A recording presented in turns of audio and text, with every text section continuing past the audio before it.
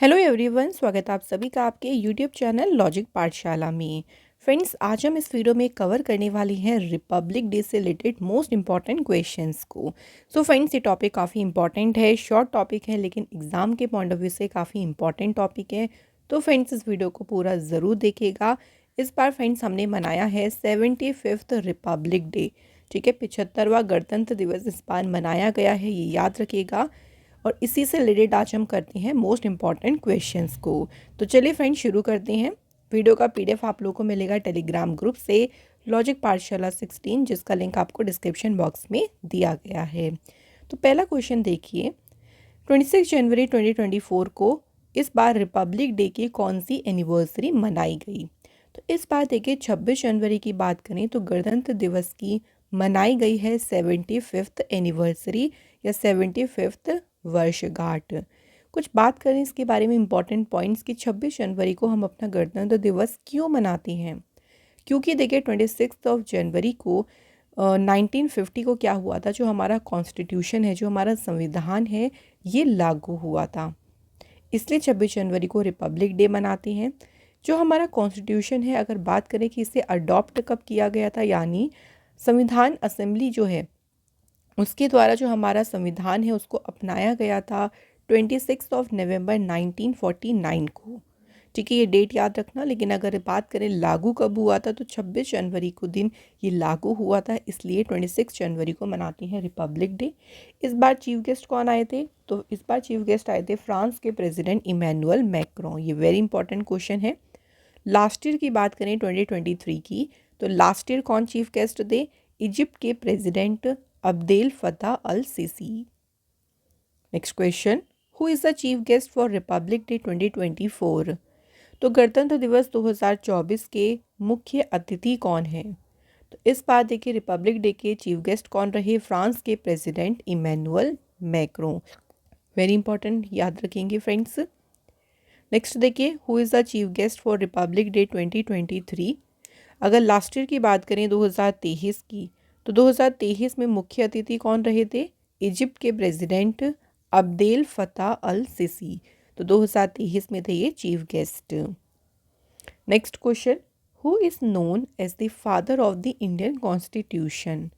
भारतीय संविधान के पिता के रूप में किसे जाना जाता है? तो फादर ऑफ इंडियन कॉन्स्टिट्यूशन किसे कहते हैं? डॉक्टर भीमराव अंबेडकर जी को कहा जाता है फादर ऑफ इंडियन कॉन्स्टिट्यूशन। कुछ और पॉइंट्स की बात करें, जैसे वल्लभ भाई पटेल जी की अगर हम बात करें तो इन्हें कहा जाता है बिस्मार्क ऑफ इंडिया। ठीक है, डायरेक्ट क्वेश्चन बन सकता है, इसलिए पॉइंट्स याद रखें। सरोजनी नायडू जी की बात करें तो इन्हें कहते हैं नाइटिंगेल ऑफ इंडिया, यानी भारत की कोकिला के रूप में जानी जाती हैं सरोजनी नायडू। अगला question, when was the constitution of India implemented? तो देखिए क्वेश्चन ध्यान से पढ़िएगा कि भारत का संविधान जो है कब लागू किया गया था। तो लागू कब हुआ था? ये 26 जनवरी 1950 को। हमारा जो संविधान है इसको बनने में कितना समय लगा?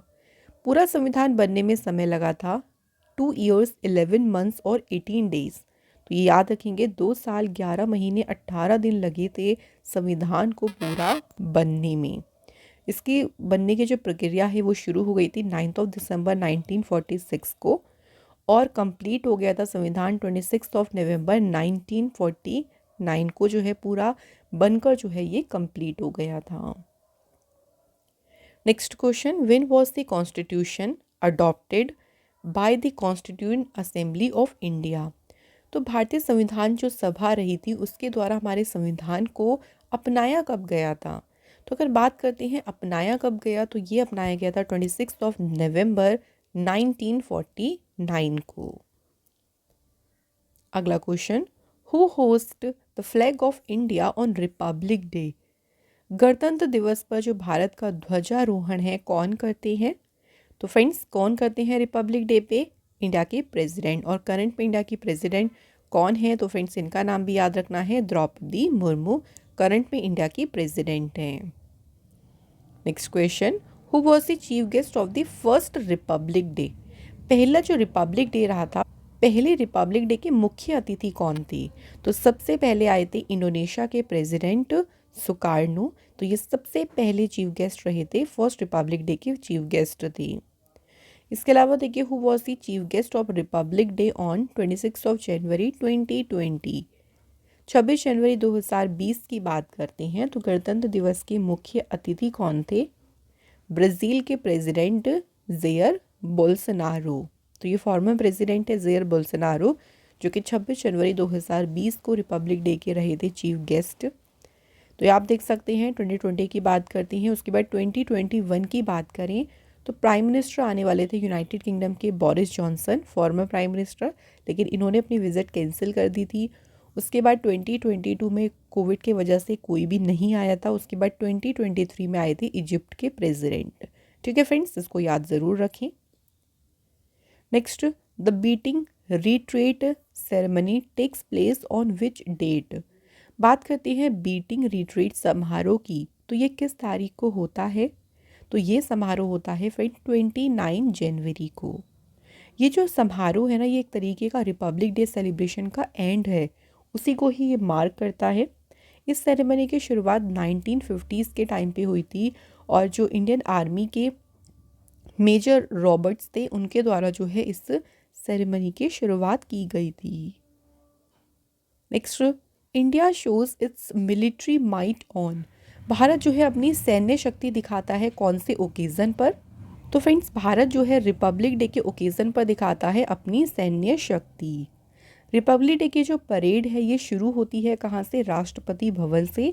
और ये परेड एंड कहाँ पे होती है? इंडिया गेट पर। तो वेरी इंपॉर्टेंट पॉइंट कि शुरू होती है राष्ट्रपति भवन में और एंड होती है इंडिया गेट पर। Next question, the century of Mahatma Gandhi ji's arrival in South Africa was celebrated in which year. दक्षिण अफ्रीका में महात्मा गांधी के आगमन की जो शताब्दी है कब मनाई गई थी? तो फ्रेंड्स, से मनाई गई थी मई 1993। सो दक्षिण अफ्रीका, गांधी जी जो है दक्षिण अफ्रीका में मई 1893 में गए थे एट द एज ऑफ 24। ठीक है, तो एग्जैक्ट देखिए दक्षिण अफ्रीका आगमन के 100 साल बाद जो है उनके इसको सेलिब्रेट किया गया। अगर बात करें दक्षिण अफ्रीका से महात्मा गांधी भारत कब लौटे थे, तो ये भी याद रखिएगा जनवरी 9, 1915। इसलिए 9 जनवरी को कौन सा दिन मनाते हैं? याद रखिएगा 9 जनवरी को मनाते हैं प्रवासी भारतीय दिवस या फिर NRI day. Next question, how many gun salutes are presented to the president on republic day. गणतंत्र दिवस पर राष्ट्रपति को कितने तोपों की सलामी दी जाती है? तो 21 गन सैल्यूट, 21 जो है तोपों की सलामी दी जाती है प्रेसिडेंट को। The 21 gun salute is also given to the national flag during the flag hoisting ceremony.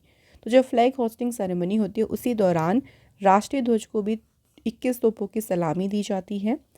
President of India जो होते हैं ना, ये कमांडर इन चीफ होते हैं इंडियन आर्म्ड फोर्स की। अगला question, what did the Param Vir Chakra replace when India became a republic. Bharat के गणतंत्र बनने पर परमवीर चक्र ने क्या बदला? तो परमवीर चक्र को पहले देखिए कहते थे विक्टोरिया क्रॉस, और जब भारत जो है रिपब्लिक हो गया, गणतंत्र बन गया, तो अब इसको परमवीर चक्र से रिप्लेस कर दिया गया। परमवीर चक्र जो है इंडिया का हाईएस्ट मिलिट्री डेकोरेशन है, सर्वोच्च सैन्य अलंकरण है। ये जो मेडल था परमवीर चक्र का, इस मेडल को डिज़ाइन किया था सावित्री खानोलकर ने। और अगर बात करें सबसे पहला ये किसको मिला था परमवीर चक्र, तो सबसे पहले अवॉर्डेड कौन है? Major Somnath Sharma. Next, who design the current national flag of India. तो हमारे इंडिया का जो करंट में देखिए नेशनल फ्लैग है, ट्राई कलर्स जिसमें है एंड बीच में चक्र है। तो अगर ये करंट जो नेशनल फ्लैग की बात करें, इसको डिज़ाइन किसने किया था?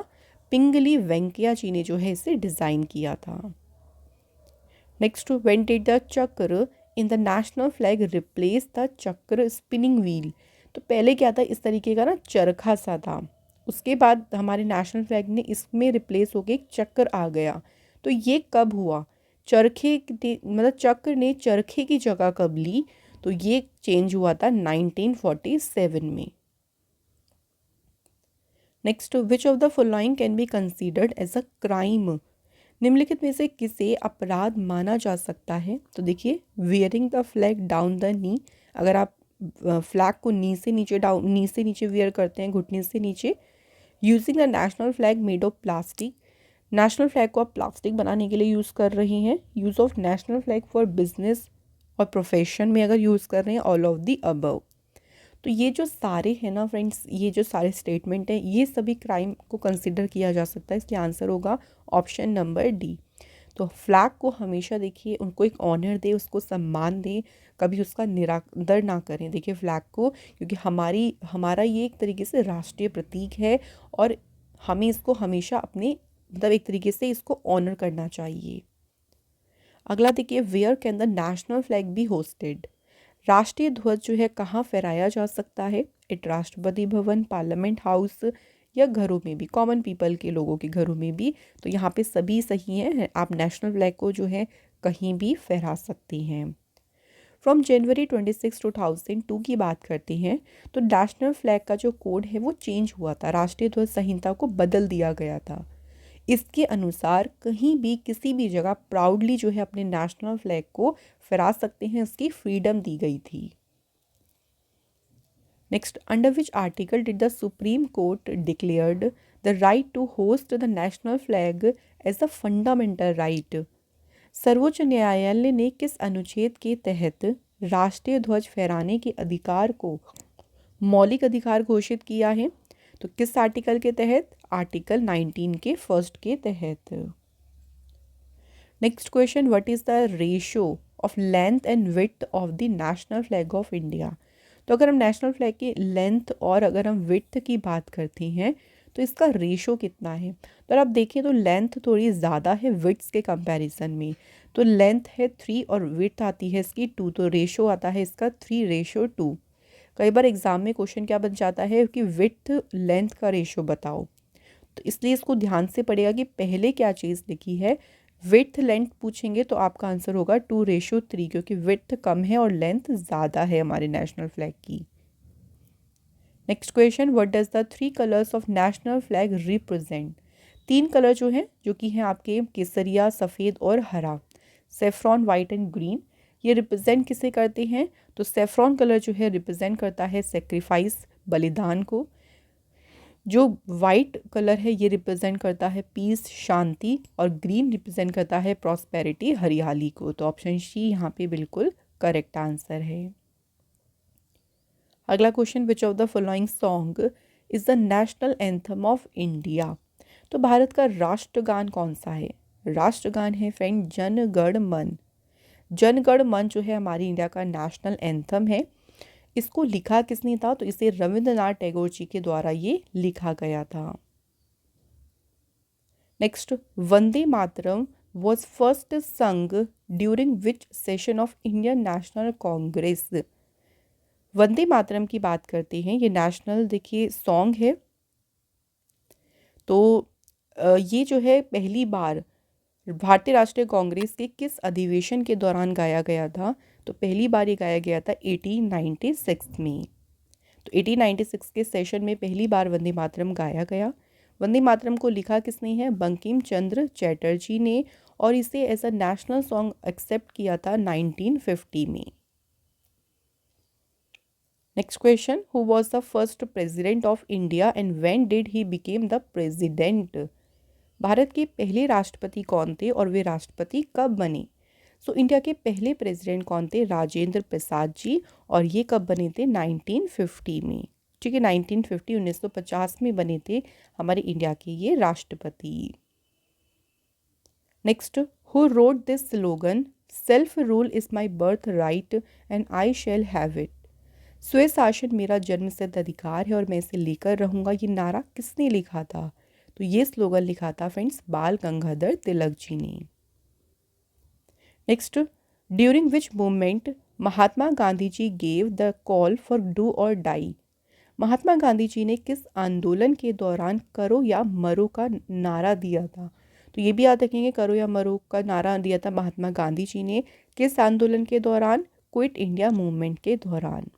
अच्छा फ्रेंड्स, आप लोग मुझे एक कमेंट करके क्वेश्चन बताएं कि क्विट इंडिया मूवमेंट की शुरुआत कब हुई थी? अगला क्वेश्चन है, तुम मुझे खून दो मैं तुम्हें आज़ादी दूंगा, ये किस व्यक्ति ने कहा था? तो ये जो लाइन है देखिए, ये कही थी किसने? सुभाष चंद्र बोस जी ने।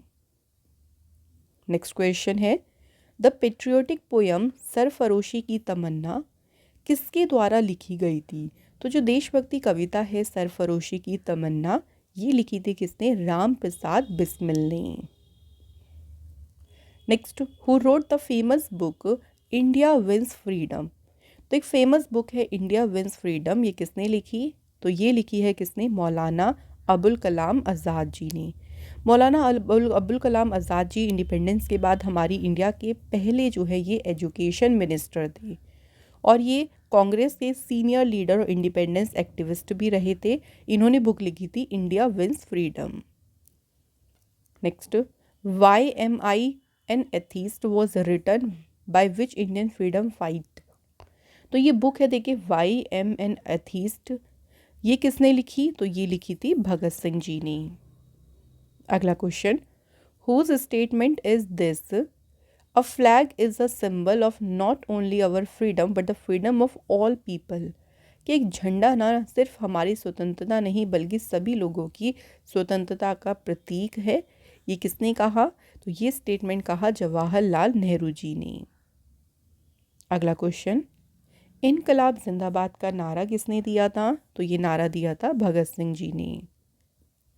Next question, who gave the slogan freedom is my birth right and I will have it? ये किसने कहा? तो ये नारा दिया था फ्रेंड्स बाल गंगाधर तिलक जी ने। अगला क्वेश्चन है, हु गेव द स्लोगन जय जवान जय किसान?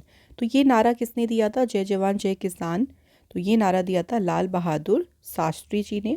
और एक और देखिए इससे मिलता जुलता है, जय जवान जय किसान जय विज्ञान।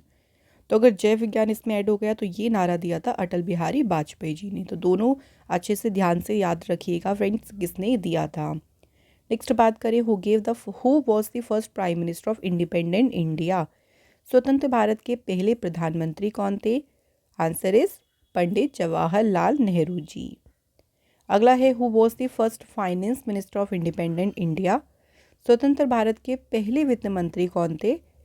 आर के शनमुखम चेट्टी। और करंट में फ्रेंड्स फाइनेंस मिनिस्टर कौन है? तो करंट की बात करते हैं Nirmala Sitharaman. Next, who was the first education minister of independent India? स्वतंत्र भारत के पहले शिक्षा मंत्री कौन थे? आंसर इज मौलाना अबुल कलाम आज़ाद।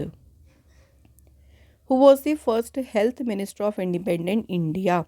स्वतंत्र भारत के पहली स्वास्थ्य मंत्री कौन थी? तो फर्स्ट स्वास्थ्य मंत्री थी Rajkumari Bibi ji Amrit Kaur. Who was the first president of India? तो भारत के पहले राष्ट्रपति कौन थे? Rajendra Prasad ji. Next, who was the first vice president of India? Bharat के पहले उपराष्ट्रपति कौन थे? Answer is Sarvepalli Radhakrishnan. अगला है, who was the first governor general of independent India? स्वतंत्र भारत के पहले गवर्नर जनरल कौन थे? Answer is Lord Mountbatten. Next question, who was the last governor general of independent India? तो स्वतंत्र भारत के अंतिम गवर्नर जनरल कौन थे? The answer is C Rajagopalachari. तो फ्रेंड्स यहाँ देखिए हमारे सभी इंपॉर्टेंट क्वेश्चंस हो गए हैं कंप्लीट।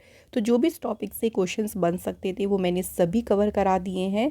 आई होप सो कि आपको ये वीडियो अच्छी लगी होगी। तो फ्रेंड्स प्लीज़ वीडियो को लाइक ज़रूर करें, शेयर करें ज़्यादा से ज़्यादा। और अगर आप हमारे चैनल पे नए हो तो प्लीज़ फ्रेंड्स चैनल को सब्सक्राइब ज़रूर करें। ऐसे ही इंपॉर्टेंट क्लास में अनदर वीडियो में फिर मिलेंगे आप लोगों से। Thank you so much for watching this video.